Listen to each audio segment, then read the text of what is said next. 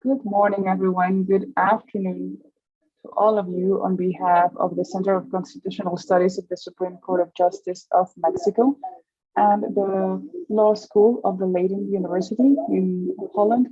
We want to say hi to every one of you and thank you for joining us in this sixth and final session on this cycle of online conferences on children access to justice in practice, focusing mainly on the analysis of the optional protocol to the Convention on the Rights of the Child, number 3, Opt 3, which has been the focus of these 6 sessions. Before we introduce the wonderful panel of colleagues and friends that are joining us today, I would like to thank you for joining us since 2021 in this cycle of conferences that came from a collaboration agreement between the Law School of Leiden University and the Center of Constitutional Studies of the Supreme Court of Justice in Mexico. I want to remind you as well that this is a really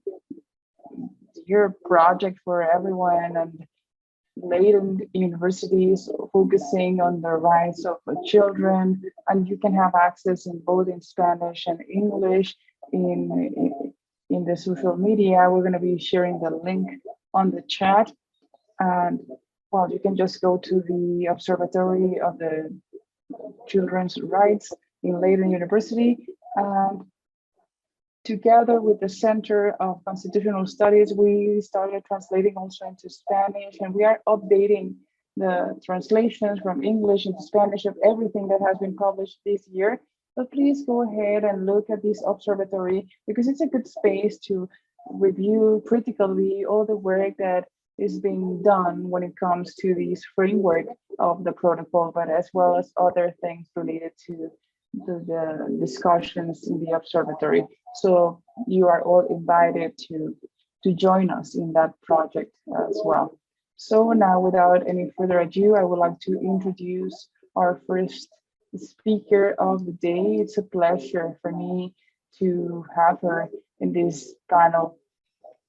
She's a person that I admire a lot because of her work for defending the rights of children in Mexico for 3 decades now. She's Margarita Griesbach. She's a pedagogue. And as I said a minute ago, she has over 30 years of experience in the defense of children's rights in Mexico and Latin America. In 2003, Margarita founded the Office for the Defense of Children's Rights, ODI. It's a Mexican NGO dedicated to the defense of children's rights through litigation. Since then, she has worked in the design and implementation of models and methodologies for child-friendly justice. In particular, she has worked in close collaboration with the Supreme Court of Justice in Mexico to develop the first practical, concrete protocols for children that are in touch with the judicial system. And she has also worked in training and education for judges. Margarita has more than 20 publications on topics related to child-friendly justice and the defense of youth rights. And more especially, she has focused in this past 5 years in criminal prosecution of complex crimes against children, like sexual exploitation, among others. It's a pleasure to have you here, Margarita, and please, you can start sharing your presentation. Thank you, everyone. Hello. As Nicolás said, my experience is more in domestic litigation, so we don't have a lot of experience when it comes to international law, and for the same reason, we don't have a lot of experience with this protocol being in Mexico. However, I'm going to share a little bit about the experiences that we've had and the things that we are interested in developing when it comes to domestic litigation and the relationship it has with international law. I think, first of all, we should start by recognizing that international law, when it is focused on these cases We face several difficulties, discretionality, and I think that an important thing in the success that this litigation might have is to assume that things are not going to change easily, that these difficulties that we see to move in an agile way, it's just an aspiration that seems quite impossible, and we shouldn't waste a lot of time finding or trying to change certain traits that are unavoidable. So thinking about ways to approach today's discussion, I was thinking about the things that we can actually do, what international law and the international bodies can do when it comes to particular cases, coming from the logic of the different ways of the law. So we have a series of situations where we need to resolve a concrete or specific case, flesh and body cases, where people need to solve certain matters that affect the rights of children and young people. And the first obstacle that we find is dilation, because everything is delayed. We find ourselves in saturated institutions. Only like 5% of these petitions are granted. In these precautionary measures, it takes even years to give visibility to these projects, and then 5 years for the deliberation. If it reaches the court, there's another 2 years. And there are like famous cases like Isa Uribe, where 20 years later it was admitted. And it comes from the reasoning because, well, it was an unjustified delay of this case for addressing these matters. So you can see it can take a long time, or cases like the Criminal International Court, where a person died before even being tried. And this is the reality. This is an important reality, because then why is international law for? These cases actually need a resolution on time. So basically, we see that this is about resolutions from the past. However, we should not let go of the importance of domestic litigation, and in particular in Mexico, the impulse for the accessible justice for children actually came because of the use of the precedents, international precedents. These are remedies that are useful and powerful. However, how could we find a way to take all of these precedents and bring them in more specific and useful things for particular countries? Usually, resolutions establish certain things that are too general to keep on investigating. For example, when we see that the investigation, or there are deficiencies in the states to carry out an effective investigation, and things are not being modified just because you say that we need to investigate. Also, there's dilation in the cases, and Nico, you shared that case about Paraguay, where probably what's going to happen in a case like that is that when they bring this case back to the state, the same weaknesses and complications that the state had in the past and that got the case to that level, things are going to repeat themselves because nothing is being solved. So I guess that a way in which the international law is trying to defeat or somehow fight this situation, despite the complications in time and execution, it's about thinking more about a non-repetition logic. Clearly, we have the obligation to consider non-repetition in these cases. However, how can this non-repetition be landed in more systematic and institutional design cases that can actually aid the states that are under particular cases to prevent the continuation and repetition of those types of cases. It's more about not just coming to resolutions in things like, I don't know, for example, we have been litigating in several cases about the importance on the authorities to have an investigation plan. It seems quite simple when I say it, however, it is not. There's a lot of training going on with our prosecutor's office, and there's a dynamic that it's always shocking when we do this, because we explain a case to them. It's about pornography and sexual exploitation online, and a kidnap case and domestic violence. We give them the details of the cases, and we tell them what they would do for each one of the cases. Once and again, the result is that in the three cases, they do exactly the same. And you say, well, these cases are so different from one another. And what's happening in justice in Mexico and in other countries in Latin America, at least the ones that I have the privilege to know, is that the police just investigates in a routinary way. So there's like an overwhelming load of cases and work. So what they just do is that they just follow like the routine. There's no reasoning coming from hypotheses about a particular situation that they are investigating. And these kind of situations, when I see international resolutions, like with mandates for investigations, and you kind of want to say, well, in Mexico, we're gonna see 20 years pass by and nothing's gonna happen. So how can a resolution can actually help the state to fight back all of these complications that we get along the way?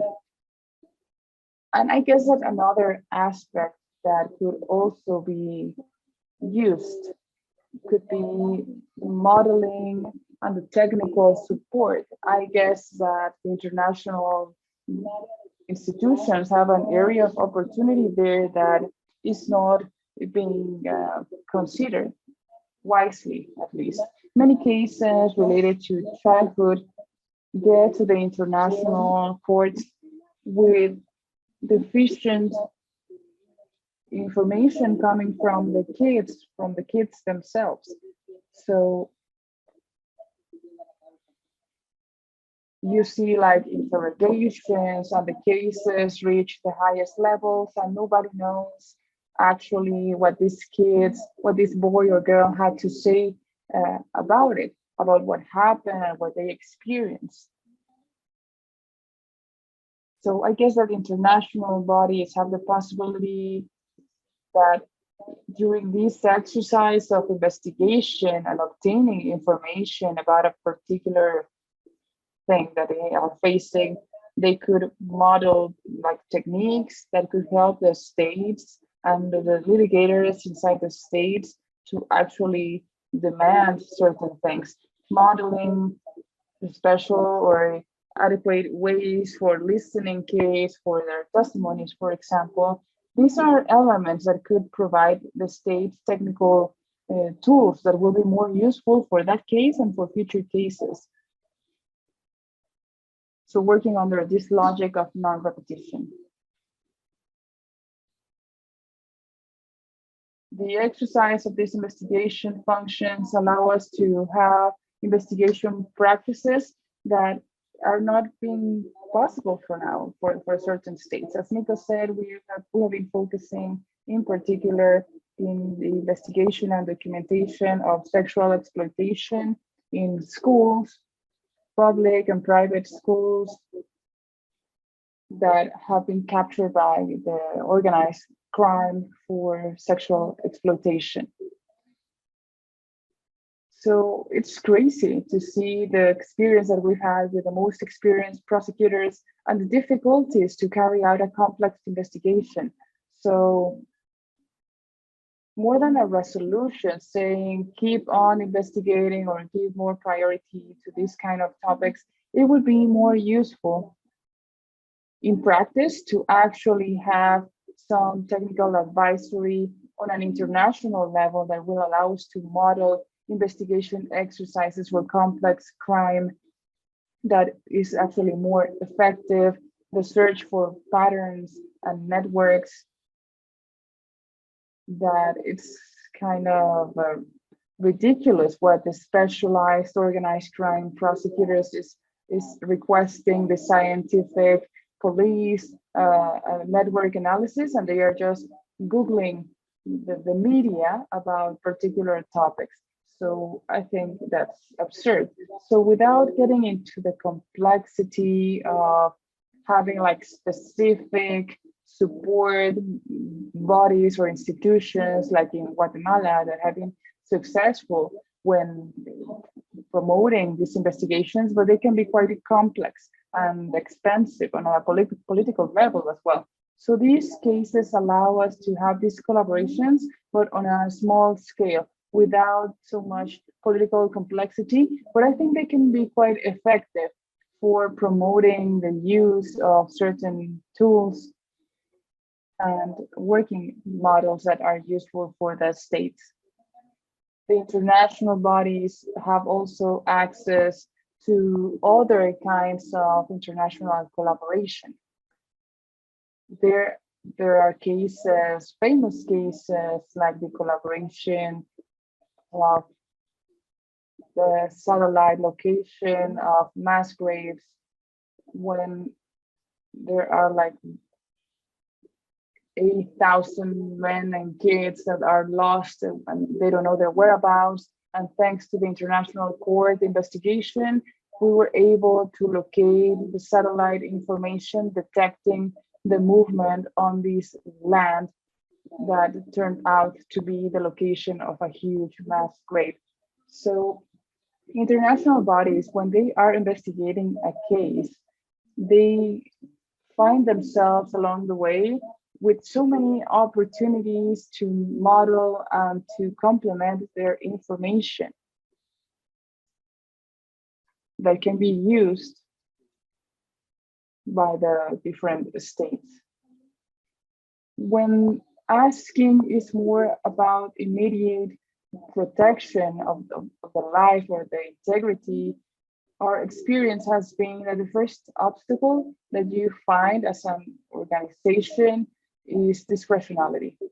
We've had cases where we have obtained precautionary measures from the Inter-American, and some cases where the measures were obtained, for example, a case of a young man that was detained by the police outside the subway station, and then he disappeared for 7 days. And after 7 days, he is found with this confusion and physically affected, but his integrity was not actually in risk. And the measures that were obtained were almost like mechanical. Most of them were quite useless. This is something that we litigated between several institutions, and we were more in charge of the criminal side, but they gave a lot of resources from the Inter-American, gave more follow-up to these precautionary measures, and they were not actually focusing on protecting the integrity and safety of this person. And there's another case where a family that we were representing, we had to move them to a safety home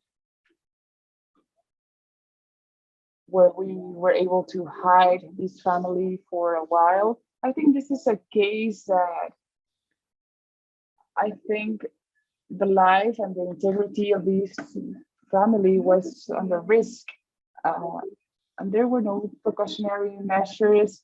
And part of the reasoning came from being a domestic violence, and because it's family, international law shouldn't get involved.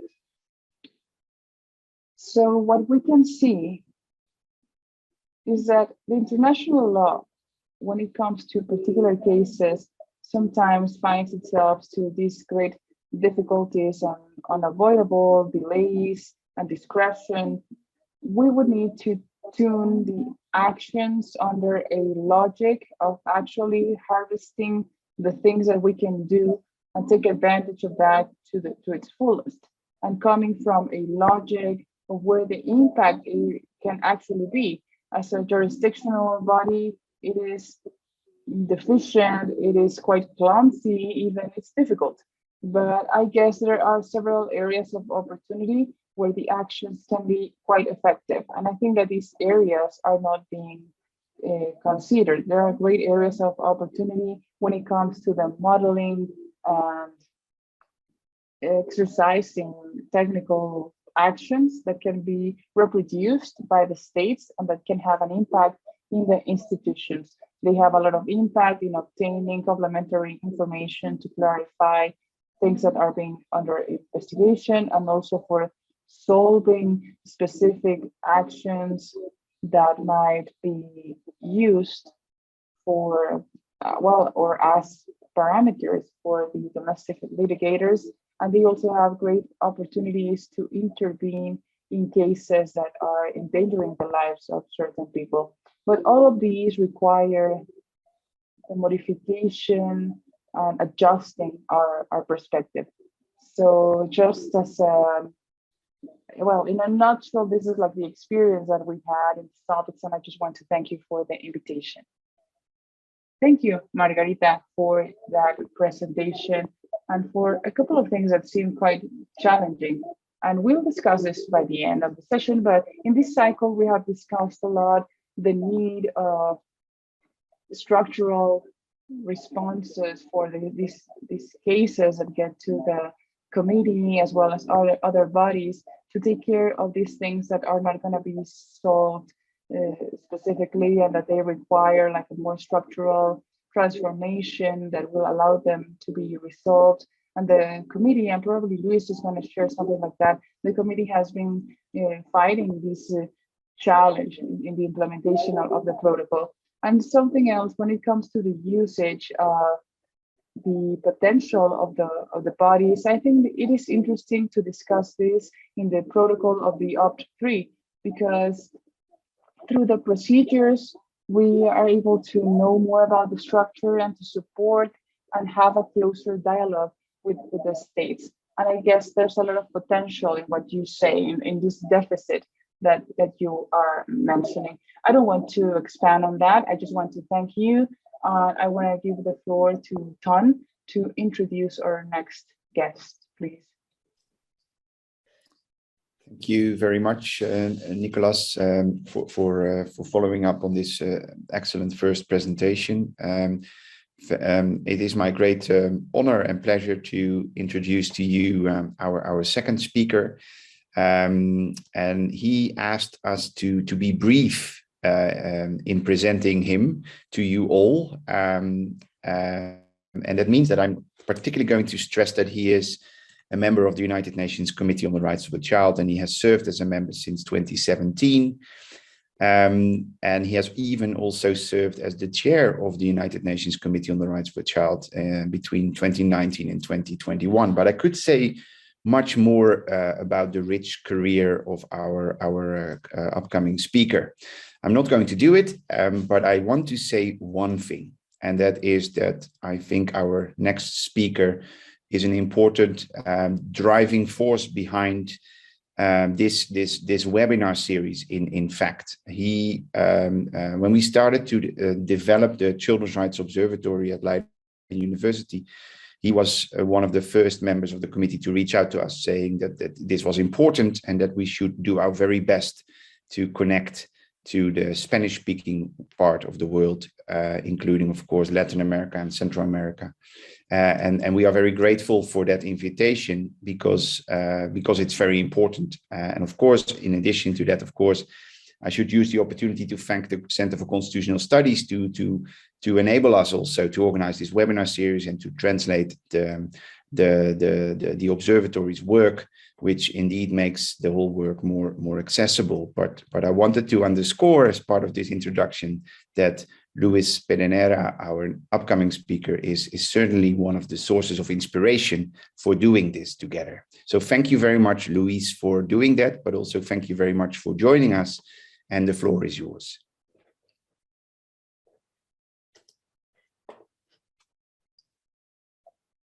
Thank you, Ton, for your kind words.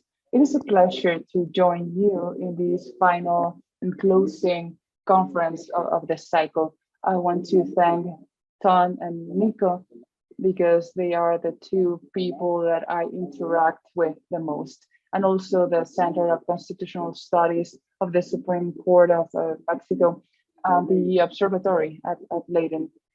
I am convinced that a good work from the committee requires the academia, civil society, helping us setting like the steps that we need to follow. I am convinced of all of that, so I'm so thankful to Leiden because together with the Center of Constitutional Studies has translated the doctrine website into Spanish. There's no similar experience in America, and I think this is a great potential to start on disseminating and criticizing the work of the committee under the third protocol.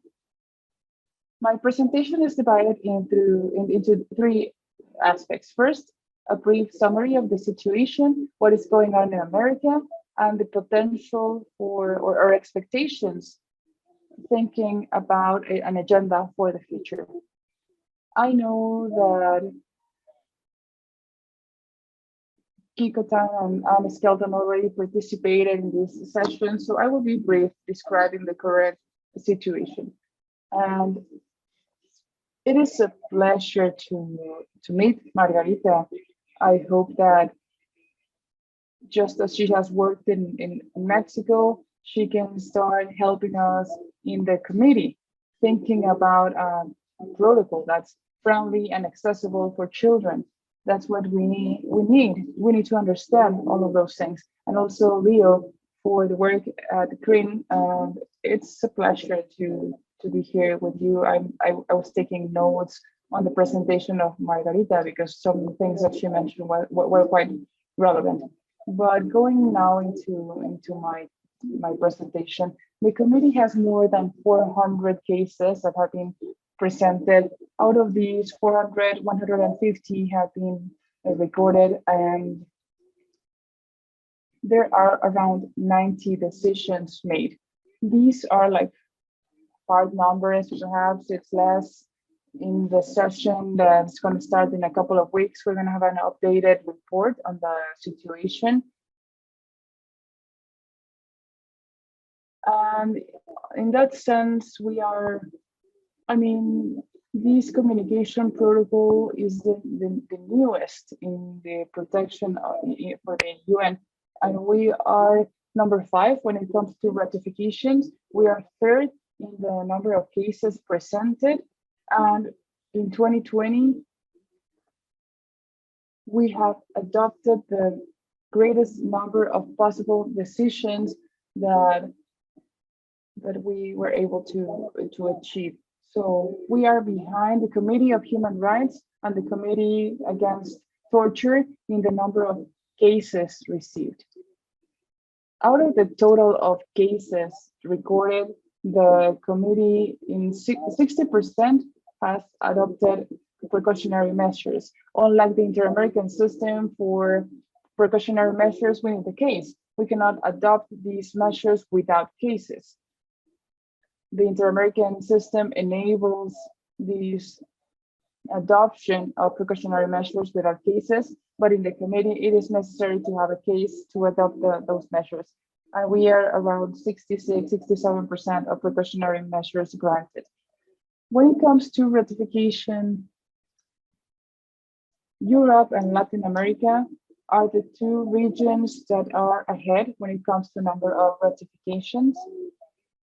In America, there are countries that are still waiting for ratifications like Colombia, Venezuela. In Central America, we have Guatemala, Honduras, Nicaragua, Mexico, the Caribbean. There are countries and regions that haven't ratified. And I have said this before in other activities of the Center of Constitutional Studies. I think we need to push a little bit more so Mexico can ratify the third protocol. I guess that this is going to become a great sign, but at the same time, I am convinced that this will help the Mexican state for advancing in the implementation of this Convention on Children's Rights. So far, the first cases that we got at the committee were about migration and age determination processes. They were cases against Spain. Almost 90% of the cases were against Spain, like 95 even. And in these past years, we have seen a trend because now the cases about detention and age determination have now been delegated by other types of cases, but the cases usually come from European countries or against European countries. America, although it's ahead in the number of ratifications when it is compared to Europe, we don't see the same situation when it comes to the presentation of affairs for the committee.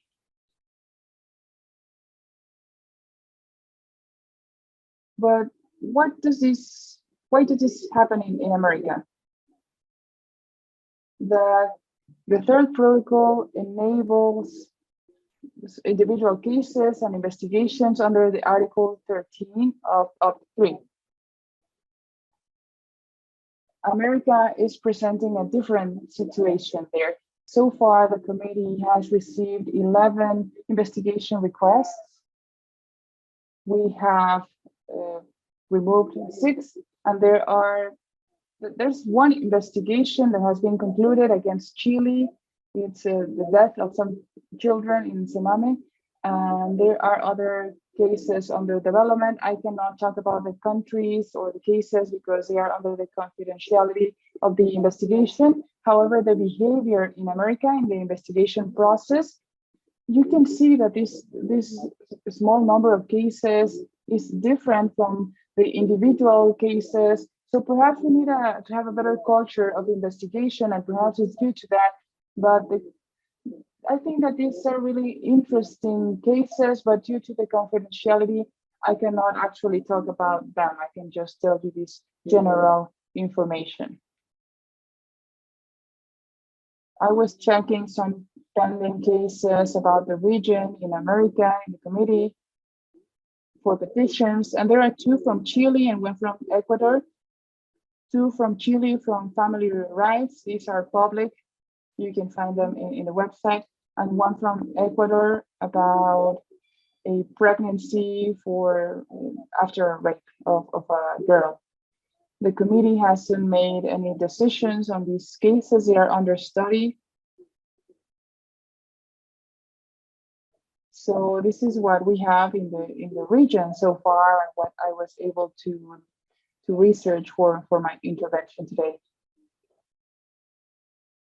And I think it's useful. I read an article from Leiden's observatory from a former member of the committee, a historical member of the committee, and he is asking what happens with visibility, because if we see that there are 400 cases and the committee has recorded only 150,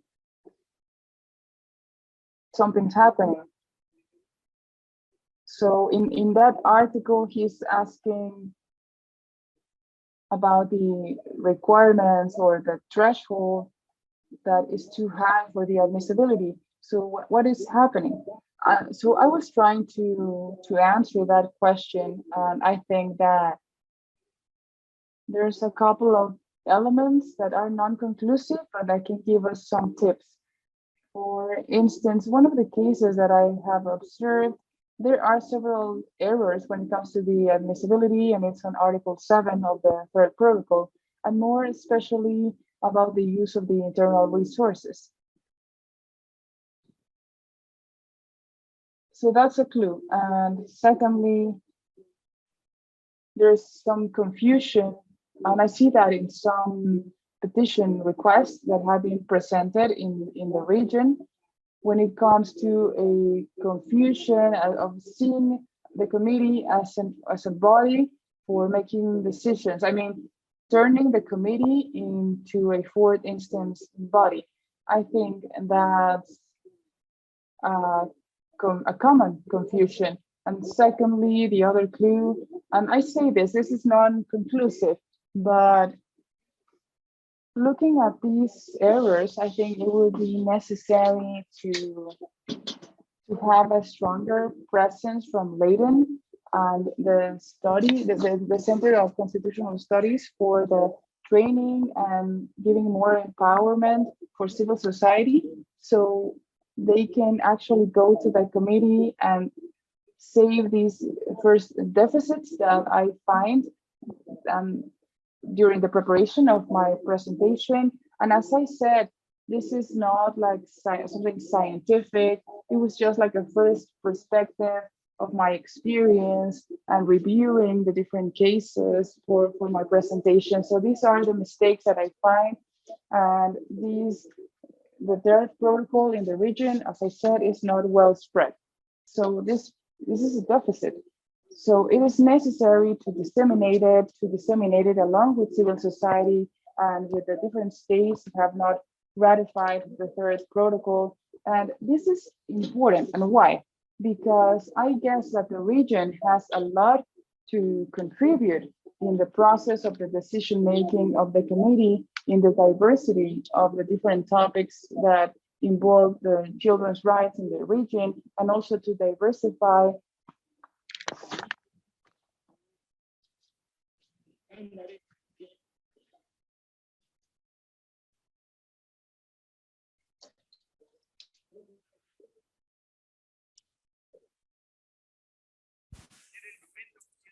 and I say this because 90% of the agenda for the determination of age and the standards are quite clear. So we are exhausting the capacity to think, so the committee can think on how to move forward if we see this from the perspective of the strategic litigation. So the potential, I guess that, and I was also reading once again the article that I wrote for the work that was published by the Supreme Court of Justice in Mexico, and I would rewrite it again with more elements, because after 2 years we have seen a great advancement in the committee, and from my own perspective I think it has been extraordinary. So now we have another challenge, because we want to move forward with all of these cases so we don't have any more delays, and the committee right now doesn't have a lot of delays when studying the cases. We are adopting decisions from 2019, 2020, 2021. So we don't see any delays now. I don't want this to sound as a critique for the Inter-American system, but another benefit is time, because time for childhood is essential. Not understanding this in a timely manner when we are talking about kids and teenagers, I think it's like an unforgivable thing to do. And the committee is making decisions in a lapse of 2 years. In 2 years, we are making decisions. The precautionary is adopted immediately. The case is presented. If it is recorded and if there's a precautionary measure requested, the petition group, which is made up by 9 members that work throughout the year, along with the High Commission petition process, they adopt the precautionary measures. It is not necessary to have a plenary session of the committee. Otherwise, this would happen like 3 times a year only. So that's the first thing. Then what the protocol actually means when it comes to the tension, and I'm talking about tension in a good perspective, tension with the national justice system. And why? Because the third protocol enabled the kids, it facilitated kids to present themselves before the committee to claim for their rights and to claim for justice. And that is like giving a lot of headaches for the justice system when it comes to the procedural requirements. And in that sense, that's why I was saying, and after listening to Margarita's presentation, I guess we require the experience of people like her and like the organizations behind her to help us think about these challenges, because the more important thing is not reaching the committee, but to actually have justice on a national level. So the challenge also is, how can we start thinking from the third protocol on the different challenges in the justice system to be more accessible and friendly towards a justice for children and adolescents? And we have to learn a lot of things. We are not prepared for that, and our justice system is even less prepared. The third thing, the third protocol of 3 is expanding on dialogue. And Nico already shared this. They are expanding on dialogue and follow-up, something that was not possible in the past. And when we started examining the states under the regular dialogue procedure, we elaborated the recommendation document, but there's no follow-up. That's in the hands of civil society. But these cases actually they necessarily require a follow-up. For example, with Spain, that has the largest number of cases right now, we are following up on these cases on a permanent basis, and we haven't closed these cases. Spain has a lot of challenges on the table when it comes to the detention of migrant kids and determining of age, the legislation changes, institutional changes, and we are under a process that I want to thank the Spanish state for their dialogues and their honesty. When it comes to time, also we need to tune the standards. So when I say tuning the standards, I mean that we need to have a proper lens for the standards, to have a perspective of childhood. There are 2 famous cases where the committee did actually that. But there are more, but I just want to talk about 2, and they are documented in the Leiden Observatory.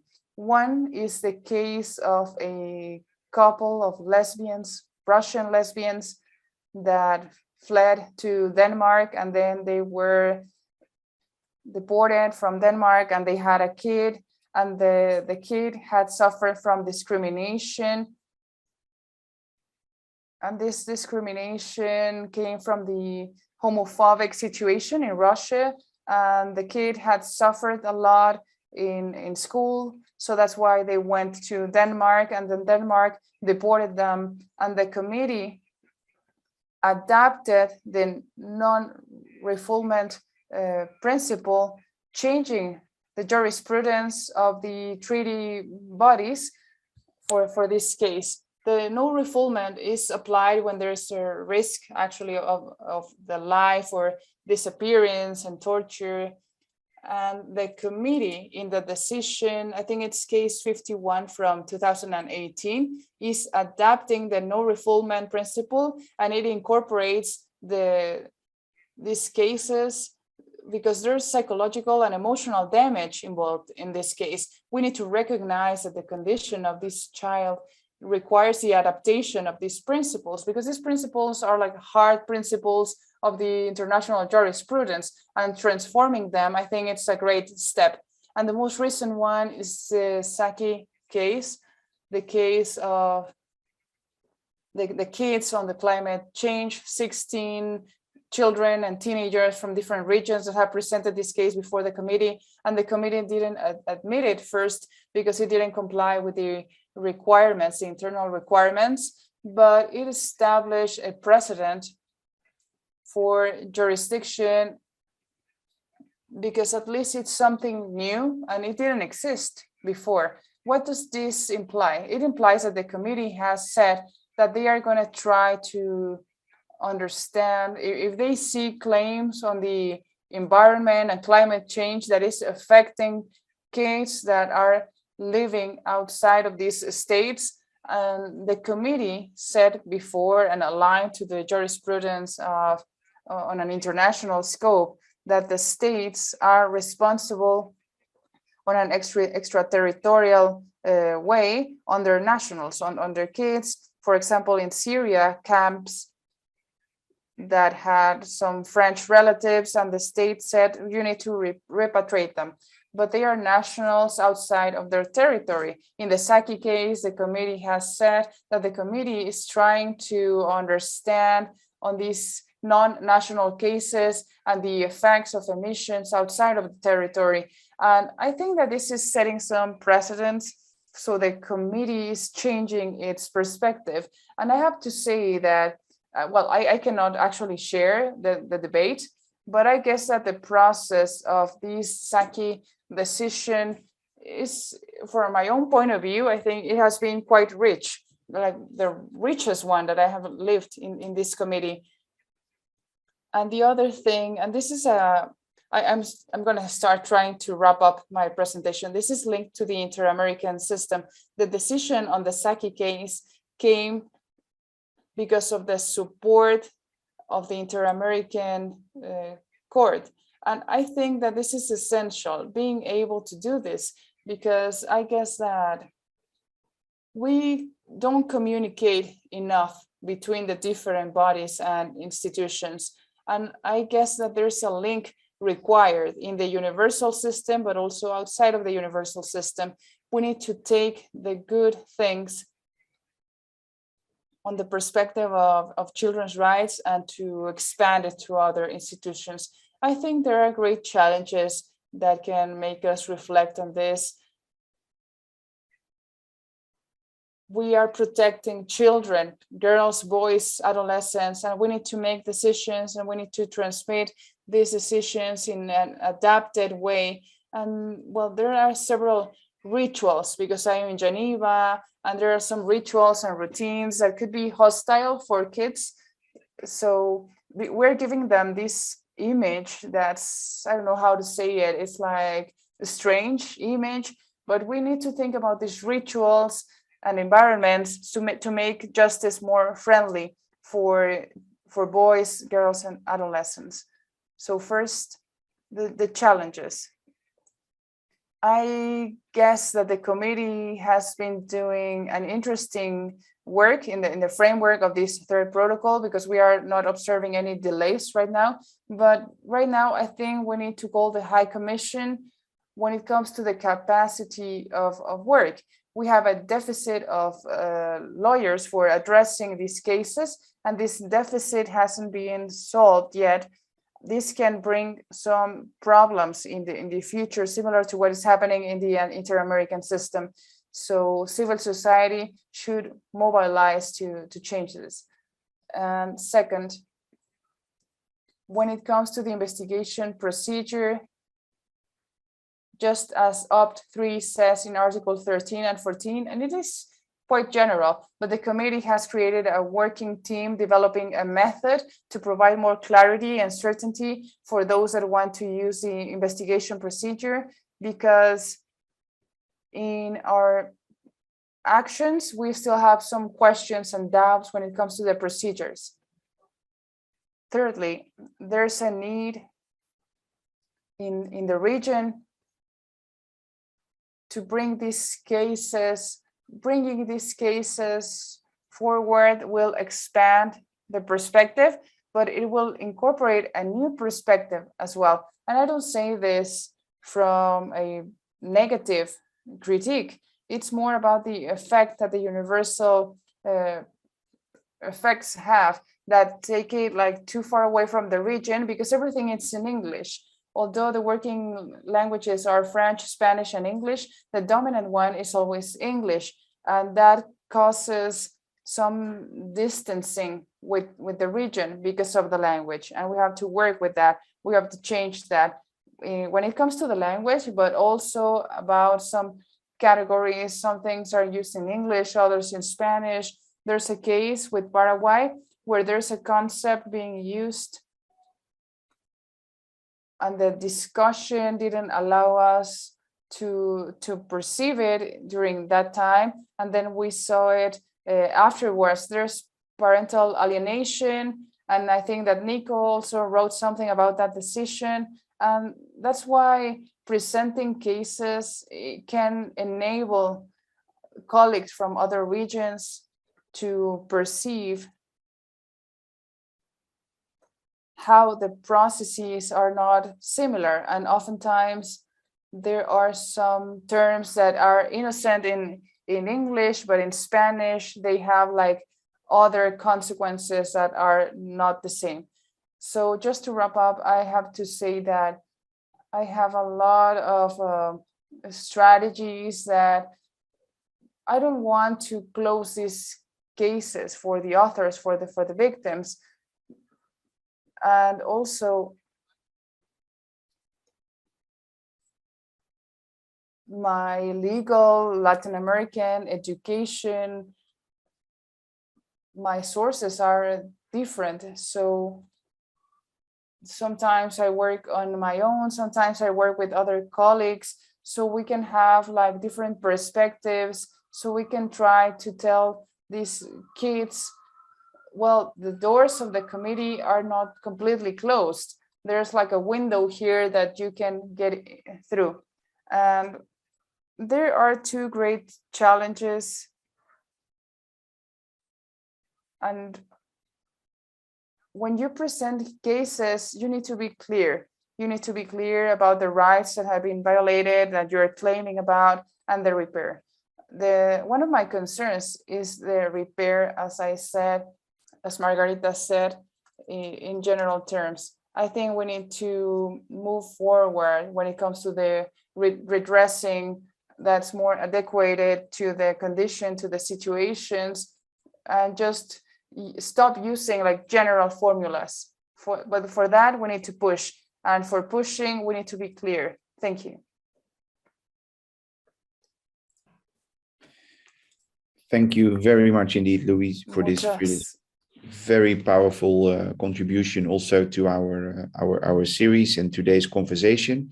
And thank you for also highlighting a number of very important points. I think you underscored the great potential of OP3, Opic, for children's access to justice and to need to take that seriously.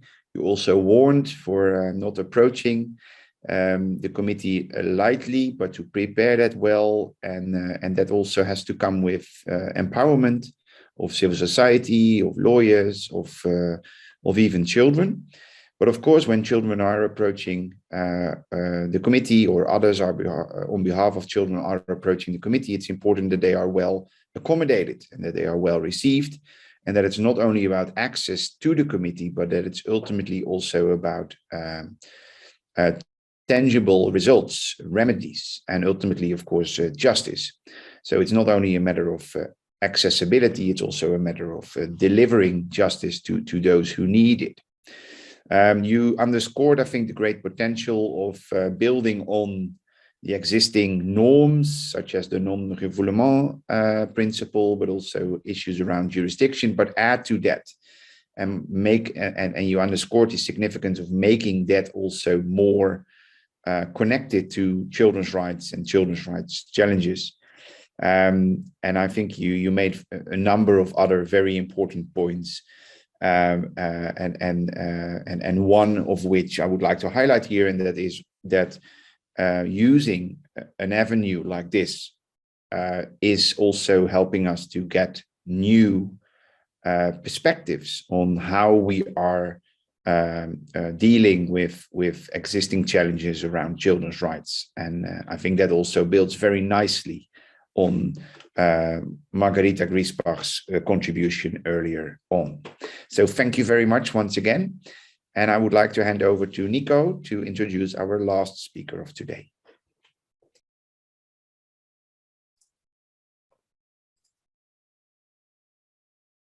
Thank you, Ton and Luis, for the presentation. Now I'm going to introduce Leo Ratledge. Leo is the Legal and Policy Director at CRIN, an organization that's specialized in the promotion of access to justice for children around the world. It's a leading organization, and I want to invite you all to go to the website and learn more about it, because they have developed important projects where Leo has participated, like the Global Research Project for Access to Justice in 2016, that actually had or made the first diagnosis and ranking of the states to see the measures that are recognizing the access of justice to children around the world. Also, there's another current project on the access to environmental justice for kids around the world. How can they have access to that in especially like the case that Luis mentioned related to that topic. And Leo, it's also participating in the Advancing Child Rights Strategic Litigation Project for kids, guided by Aoife Nolan, who was also part of this cycle. So now, without any further ado, Leo, thank you for your time, thank you for your work, and please, you have the floor. Thank you, Nicolás, for that very kind introduction. Today's event, I know, focuses on Latin America, but I wanted to start by taking a slightly more international perspective and explore some of the broader picture about how Opic is being used and what that might tell us about why it appears to have been neglected in Latin America so far. And then I want to move on to talk a little bit about the advantages and disadvantages that Opic has, particularly in the Latin American context, and finish by discussing areas where Opic might present opportunities for the future for the region. So the first question, how is Opic primarily being used? As Luis said, the overwhelming majority of complaints under Opic are coming from Europe at the moment. Of the 97 complete complaints that have been published from the committee, 91 have come from European countries and the remaining 6 from Latin America. And it's a trend that's continuing with the cases that are currently listed as pending. So there are 76 in relation to European countries currently listed and only 7 from Latin American states. We're not seeing any pending or completed cases from Africa, Asia, or Oceania as yet, even though we have seen ratifications from those regions. So the obvious question here is, why is this? And the first thing that's staring us in the face is the way that European immigration cases are currently dominating the list of decided and pending complaints before the CRC. And there are lots of reasons why this might be the case. I mean, the first would be that in the years that Opic has been in force, migration and refugee policies have had a really high profile place in public policy across Europe. The majority of migration-related complaints are coming from Spain, France, Switzerland, and Denmark. And these are all countries that have adopted laws and policies aiming to lower migration and in a manner that's brought them into a very direct conflict with human rights law and standards. And there's been over this period a similar use of some of the other UN treaty bodies as well in migration-related complaints in Europe. Second, Opic is still a relatively young complaints mechanism. And across most of Europe, it's a very time-consuming process to exhaust domestic remedies. But immigration proceedings are often an exception to that rule. So appeals are often limited to speed up deportation very intentionally. And so we'd expect earlier cases to focus around some of the issues where exhaustion of domestic remedies is much quicker.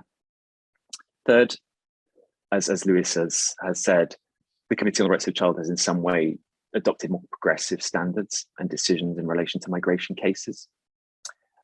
So we've seen the CRC finding a violation of children's rights in the first case before a treaty body, in fact, that addressed the rights of children of LGBT parents, specifically in migration contexts.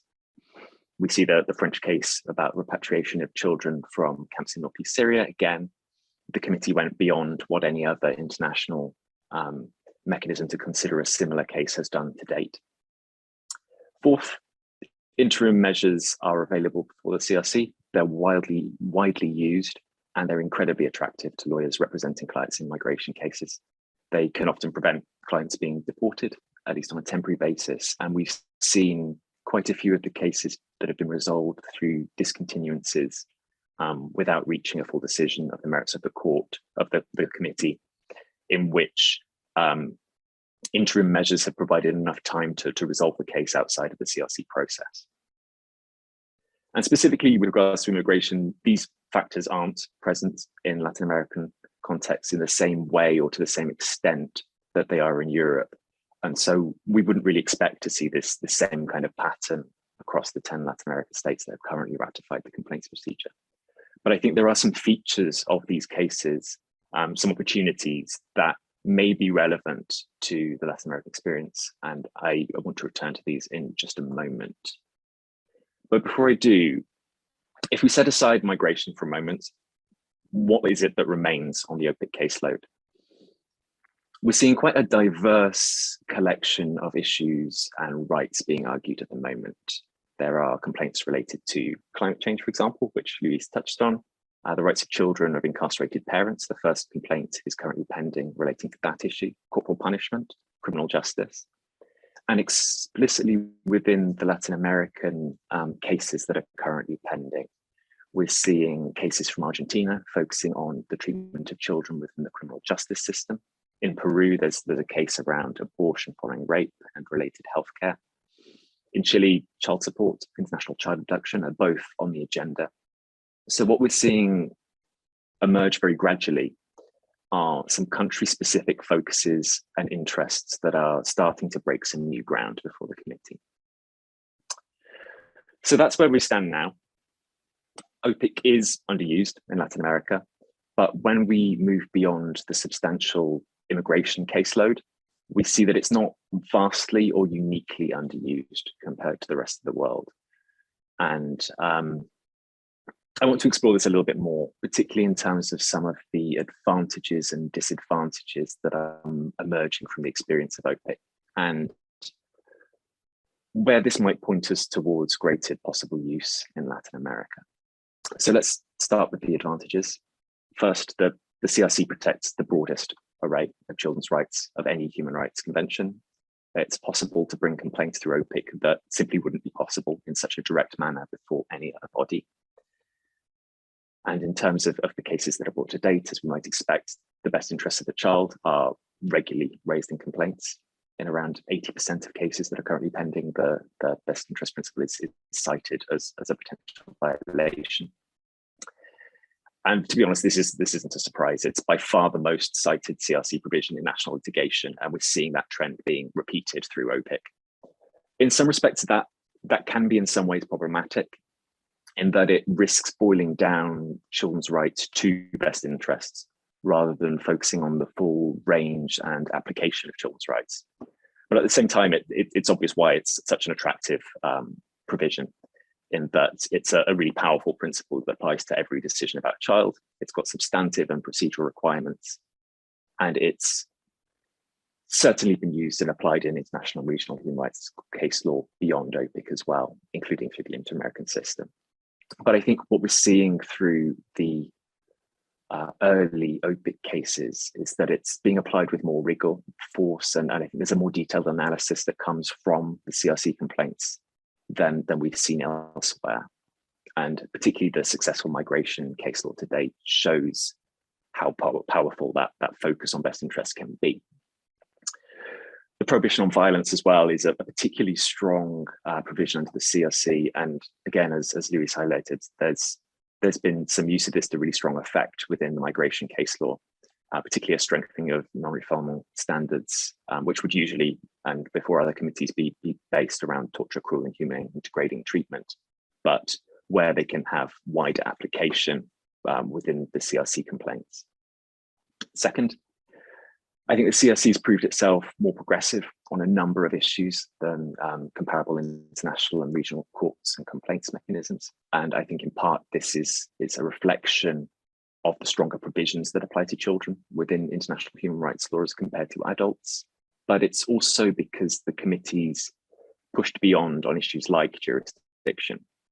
And we see that in the Northeast Syria cases again, where the committee was willing to accept state jurisdiction over French nationals living in the camps. And this isn't yet a position that any other international body has agreed to, although there's currently a case pending before the European Human Rights Court on this as well. Third, Opic complaints are resolved dramatically quicker than the inter-American system. As you said, it takes on average about 2 years for an Opic complaint to be resolved, compared to a little over 7 years for the inter-American court. So there is a real advantage, particularly when we're seeing effective remedies coming out of the committee on a much shorter time frame. And the disadvantages, by contrast, I think the most significant that I'd focus on here is around enforcement. In the vast majority of countries, treaty board decisions can't be directly enforced nationally. So there's potentially a challenge there in ensuring the implementation of a decision that a state opposes even after the outcome.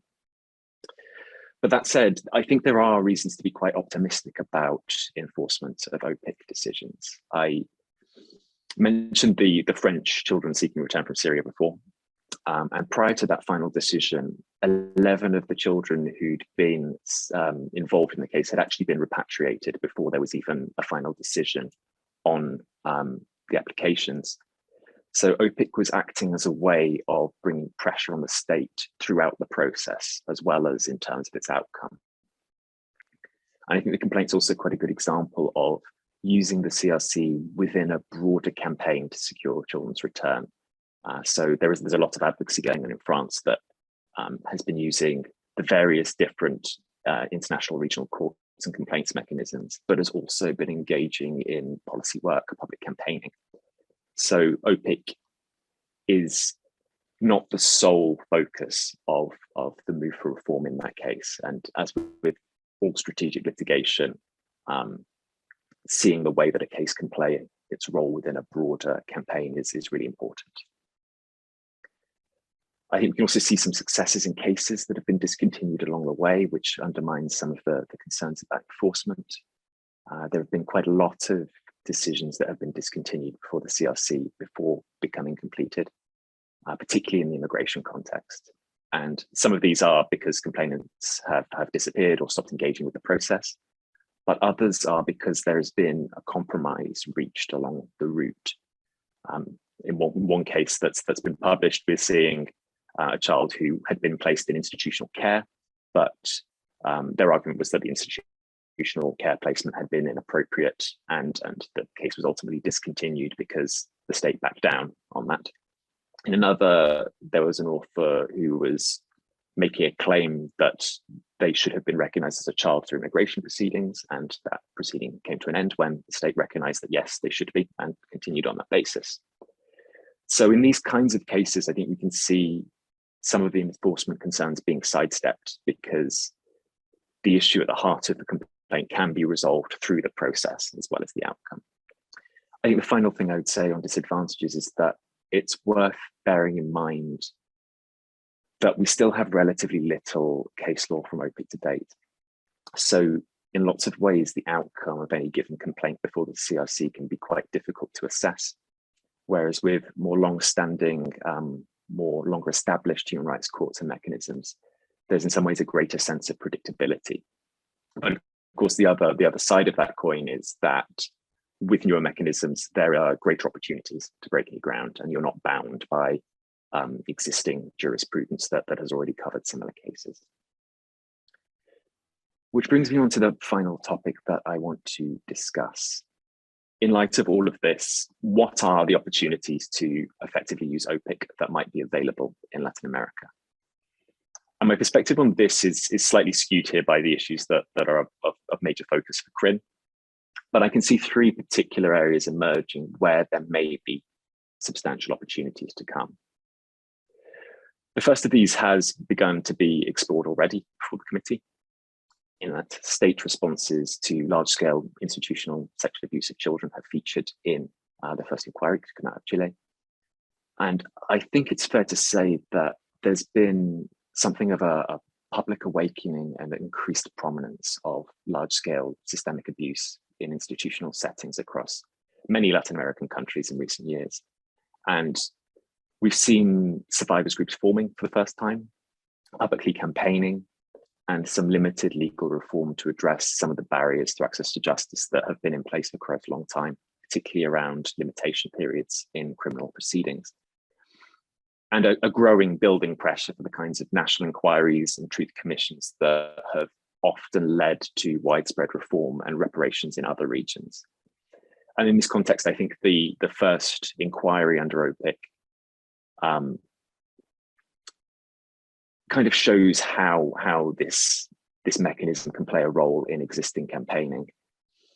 So the inquiry itself sets out a very systemic analysis of the problem, imposes a framework based on children's rights and on justice, and importantly, it brings weight and an outside perspective of a respected international body to the issue. And obviously one Opic inquiry in itself isn't going to be enough to provide redress for really large scale institutional abuse. And it's not going to in itself trigger reform necessary to prevent future abuse. But I think we have to see it as part of pushing in that direction and providing a strong rights-based approach to what reform should look like.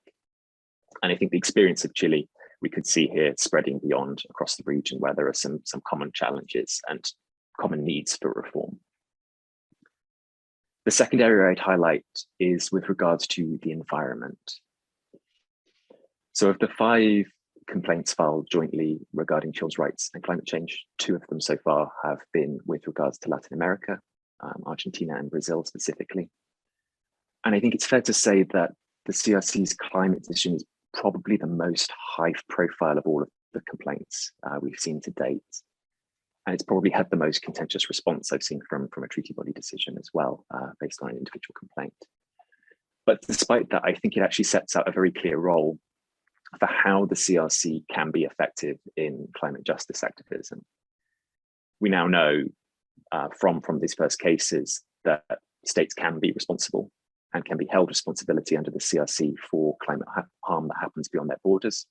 We know what tests the committee will apply on jurisdiction, causation, and victim status in these cases.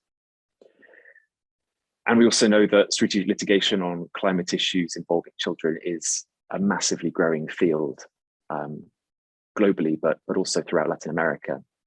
And with this clearer perspective about how the committee will approach these issues, I think we now have a better understanding of the role that it can play. And again, I'd say that the Opic isn't going to be a silver bullet in tackling climate change or environmental rights abuses, but I think it can and really should be a tool that we're making the best use of in this field. The third and final issue that I wanted to touch on was the development of CRC case law around criminal justice. So we're seeing the first cases pending from Argentina now, but there are some common challenges across the region relating to the overuse of detention and conditions of detention that I think when they collide with the really quite strong and well-developed children's rights standards under the CRC in terms of criminal justice, could see some real progress. And if the Argentina cases are successful, I'm basing my knowledge of them purely on what has been published through the pending case law lists at the moment. So I have no insight on that, no further insight on that. But if they are successful, I'd be surprised if criminal justice complaints didn't spread beyond Argentina. There may well be jurisdictions in Latin America, in fact, where an inquiry would be quite a helpful addition to broader movements around youth justice reform. So to draw this to a close, I think it's fair to say in the earliest complaints before any new court or complaints mechanism, it can be quite difficult to be strategic. There's a lot of chance at play in terms of which complaints come before the committee first. And it can take quite a lot of time before strategic litigators have a clear sense of the opportunities available to them. But as Opic matures, and as we see where the strengths in the mechanism lie, I think it's going to be possible to plan stronger child rights strategic litigation. And I think there is real added value there for Latin America that we will start to see emerging. Thank you.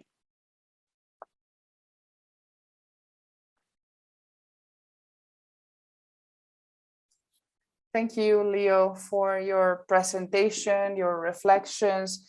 And very quickly, I just want to take three things from the presentation. It is interesting to see this broad image on how the protocol is being used, and it is shocking. I would say that it is proving the great potential that we still have in Latin America for having a more systematic use of this Opt3. Taking also Luis's contribution, we need to empower ourselves, empower the committee for these opportunities that we have. And secondly, you mentioned several interesting things about advantages and disadvantages. And I guess this is also about having a regional strategic vision. I remember a few years ago, there were several efforts being made in the region for having strategic litigation networks so we could discuss and have like a shared vision, a collective vision on the different priorities and how to think about the strategic litigation and the execution of the decisions, etc. And I think that when it comes to childhood in Latin America, this is a deficit that we observe throughout the region. We have a community of children that not necessarily have acted in a coordinated way. They don't have like common goals in mind. And I think that is part of the great issues, the great disadvantages that we observe when we are leading with particular cases. So this can help the committee do their work in a better way. This is a great challenge for CRIN. It's a relevant player in the region and in everything that we do as organizations. And finally, something interesting is how can we think about the future? What can we do different now with this tool, with this protocol that's going to be different from what we did in the past? How can we innovate and become self-critic about the things that we do? For example, how can we make kids participate in the process, in this strategic litigation process? And how can we defend the kids, but how can we defend them with them involved in the process? I guess there's something in the region that we need to grow internally in the local strategic litigation, but also internationally. And the committee is ahead of us in those things. And secondly, I'd like to say that when it comes to execution and collaboration, how can we work in a global way, but also locally and regionally? I mean, there are different kinds of issues, criminal justice, sexual abuse, different movements, different global and effects that have also a local impact. And those things can change once you analyze like in a compared way. If you compare yourself to other similar cases, it's not just about thinking that this is a Mexican problem or Chilean or Colombian. So you need to open up to the global networks that can help us move towards change. Thank you, Leo. And now, Ton, you have the floor for the Q&A. Thank you very much, Nico. Thank you very much, Leo. I think this was a very interesting follow-up, Nico, on the three presentations. Basically, I think to a large extent, I think it is about connecting and joining forces. One thing that came very clearly throughout this webinar series, so not only today but also earlier, was that the real strength of having an avenue for children at the international level is that it adds value in its reinforcement of domestic remedies and domestic work around children's rights protection. And that is about making the connection between this international platform that is now available to children, not everywhere yet to the same extent, but it is growing. and it's spreading. But how can we connect that to the work that is also done at the domestic level, and also the remedies that are being offered there? And also, how can we use the avenue that is developed internationally now and is developing as we speak to make the domestic remedies better, and to make these remedies also more appropriate to children's rights issues? So that is about connecting these different systems, and it's also about connecting the actors that are working on this. So thank you for that, because I think it's so important. But I wanted to invite also maybe Margarita to maybe give another reflection on what you've just heard about the international challenges around the committee's work, and also Leo's observations of what we see that is happening in Europe and the potential for Latin America. And you made a very strong point about using these avenues. So how do you look practically from your perspective as a lawyer at this element of joining forces, collaboration with each other, reaching out to networks that could help us all together to make this a real and effective avenue for children? Could you maybe reflect a bit on that?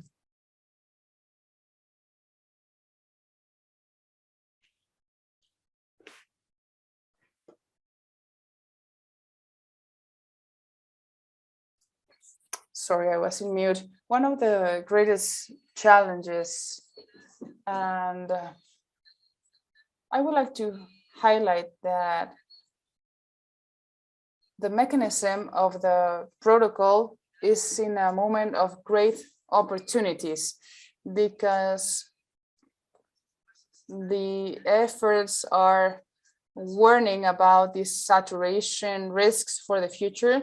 So we don't know how that is going to be solved. And right now, I guess that we can actually work on these particular cases with more impact and capacity. I think that the collaboration is essential, and sometimes it is biased by some elements. For example, the scarcity of litigation in some regions. The organizations litigating locally are not enough, usually throughout the region. In some Central American countries, they don't have any efforts. And this has to do with the historical disaccreditation of the jurisdictional remedies for solving problems. And if you also add the childhood element, then we are like light years away.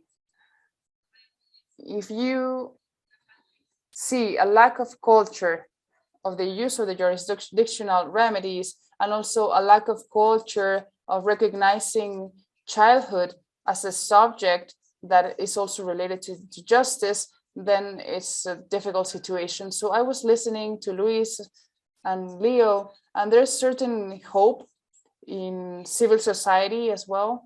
And I know that as a member of civil society, maybe I'm not so optimistic about it, but I think that there's something that can be expected from the promotion of domestic litigation that can help with the resolutions to provide tools, not only thinking about the level of compliance to these resolutions, but how can these resolutions actually work as tools for the litigators. But I think that in reality, there's a scarcity in domestic litigation in the region that requires more proactivity from the different institutions and the international bodies that focus on these topics. Sometimes we see, I don't know, sometimes we don't see the lines on how much they can engage, and we need to get more from these cases, from the existing cases. For example, what does it mean to have access to justice for childhood? That's the first thing that we need to clarify. And how can these cases help for the investigation and the resolution to contribute more about those topics. Yeah, thank you so much for these additional reflections. I felt we should make the circle, I think, complete in a way. Yeah? And I think there's so many things to discuss still.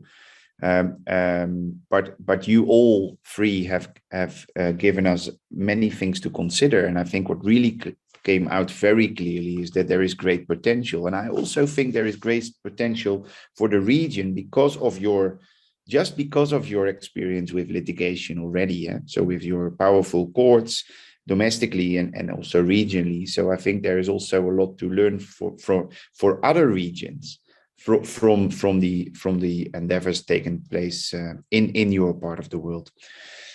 Yes, it is underused in Latin America, as Leo rightfully said, but at the same time, it's also used more than in other parts of the world. Conscious of time, I think I would like to take the opportunity to wrap up and wrap up the series also altogether, because this was the end of a webinar series specifically dedicated to children's access to justice. And we wanted to make a link between what is happening as we speak in internationally around access to justice, and also how we we wanted to make the link between that and how we can make access to justice for children practically relevant and effective. And we have learned so much along the way. We have heard so much about how important it is that children have access to justice. In summary, of course, to really challenge the way they are being treated, and to challenge the way they are actually enabled, allowed to join, to enjoy their rights. We have seen that this, as I mentioned just now, that the true strength of the additional third optional protocol to the Convention on the Rights of the Child is also in its connection with the domestic remedies and the other regional remedies that are there. And there we have to be very careful not to underestimate that going to the committee is not something that you can do lightly. You have to prepare well. You have to take into account a number of admissibility criteria, which you cannot disregard, because then you will be declared inadmissible. That's how it works. So there is a big role for lawyers to play, but lawyers, of course, they need to be connected with civil society and the other drivers behind this movement. That came out very clearly also in the presentation of both Kilkelly and Duke on admissibility, but also in the previous session where Child Rights Connect was also presenting. So we have seen that there is great potential to not only deliver individual remedies to children that are in need for individual remedies, but also that OP3 and access to justice granted internationally to children is also having the potential of contributing to systemic change. But of course, systemic change requires a lot, and in particular also follow-up and joining forces, collaboration. And there we need to be able also to find each other. And we need also, and that came out very clearly today, we need to empower people to benefit from this new avenue. And that starts by explaining what it is, what it's about, and what is also happening in terms of the decisions and made by the committee. And of course, last but certainly not least, I mean, something that came out very importantly also in one of the sessions and today as well, is that this has to be about children, and it has to be with children. So it means that we have to include children, not only in our procedures, but also in our strategies leading towards using this avenue, but also in the follow-up. And one of the critical questions there is, what is a child rights remedy? And what does that mean? And what do children expect from it? And how can they really benefit from it? So I think there is so much to work on together, but we have learned a lot, I think, throughout the webinar series.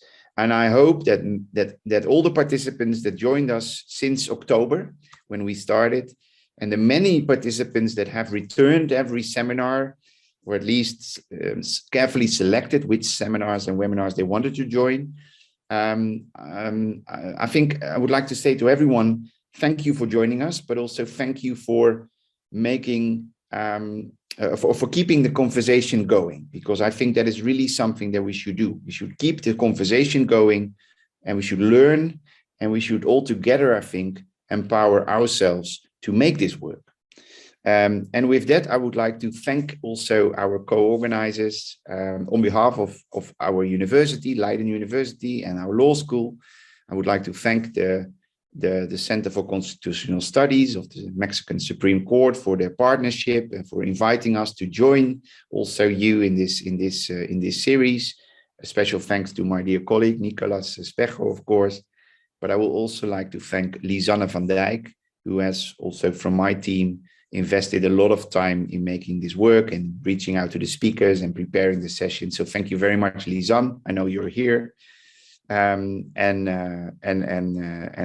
please let's keep this conversation going, because that is really something that we would like to do. With that, I would like to hand over to Nico for the final words on his behalf. Thank you. Muchas gracias, Ton. Muchas gracias, Leo. Thank you, Margarita. Ton. Thank you, Leo. Thank you, Margarita. Yes, sorry, I was in the other channel. Thank you, Leo, Margarita, Luis. In this cycle, we have had more than 2,000 people connected to these conferences. I think that's a great success. We feel so proud. People from other regions, not only Latin America, and that is the global goal. I just want to conclude by saying that the Center of Constitutional Studies and the Supreme Court of Justice, we are committed with the promotion and recognition of the children's rights.